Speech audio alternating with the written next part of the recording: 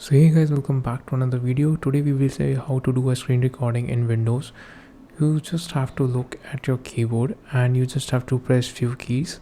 The keys are you just have to press at same time Windows Shift plus S. Just remember S, Windows and Shift together at single time, and as you will press you will get a pop-up at your screen as you can see here.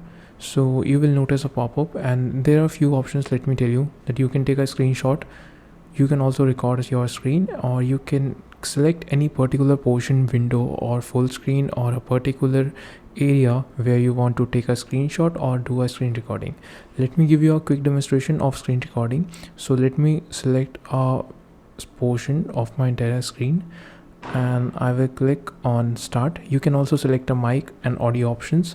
So as you can see, here is a timer and the screen recording is started. If I will click on stop, this will stop, and as you can see, here is the screen recording and it's completely working fine. So if you like anything about this video, do hit the like button and please subscribe to Nova for more such content, and let me guys see you in the next one.